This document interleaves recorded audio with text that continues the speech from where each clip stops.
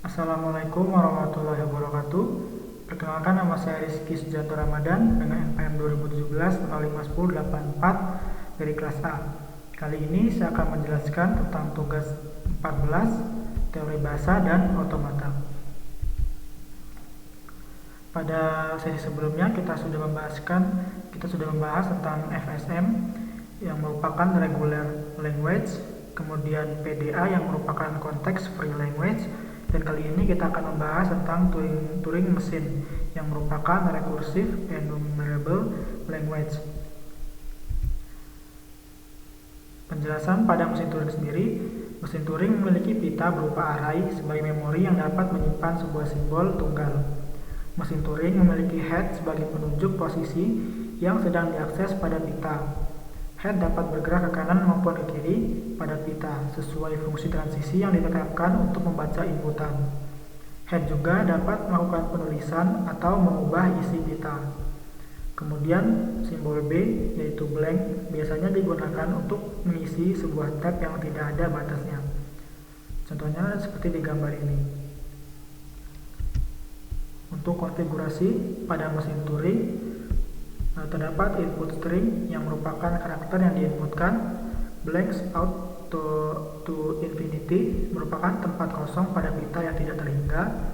Kemudian untuk operasi pada pita dibagi menjadi 4. Yang pertama read atau scan simbol yang ada di bawah tab head, yang kedua update atau write simbol yang ada di bawah tab head, yang ketiga pindahkan tab head satu langkah ke kiri, dan yang terakhir pindahkan tab head satu langkah ke kanan. Selanjutnya, aturan pada mesin Turing. Pada setiap langkah komputasi meliputi 4 langkah ini. Yang pertama yaitu baca simbol yang benar. Kemudian yang kedua update atau menulis sel yang sama. Yang ketiga memindahkan tempat satu sel ke kiri atau ke kanan. Dan yang terakhir, jika berada di ujung pita dan mencoba bergerak ke kiri, maka jangan bergerak, tetap di ujung kiri. Selanjutnya, jika tidak mau mengupdate suatu sel, maka tulis simbol yang sama. Contohnya seperti di gambar ini. Selanjutnya, dikontrol dengan semacam FSM. Yang pertama ada state awal, dan yang kedua ada state akhir, yang meliputi state akhir yang menerima atau accept state, dan state akhir yang menolak atau reject state. Pada komputasi dapat terjadi beberapa hal. Yang pertama, berhenti dan menerima. Yang kedua, berhenti dan menolak. Dan yang terakhir, loop atau mesin gagal berhenti. Selanjutnya, sebuah mesin Turing M dilambangkan dengan notasi formal sebagai berikut. Simbol M merupakan himpunan dari key, sigma, tau, delta, key 0, B, dan juga F. Penjelasan pada masing-masing simbolnya seperti berikut. Untuk key merupakan himpunan berhingga dari state dari finite control. Sigma merupakan himpunan berhingga dari simbol-simbol input. Tau merupakan himpunan dari tab simbol. Sigma merupakan subset dari tau. Kemudian delta merupakan fungsi transisi, di mana key kali sigma merupakan tau dikali R dibagi L kali key. Key 0 merupakan set awal, di mana sebuah anggota dari key di mana pada saat awal finite control ditemukan.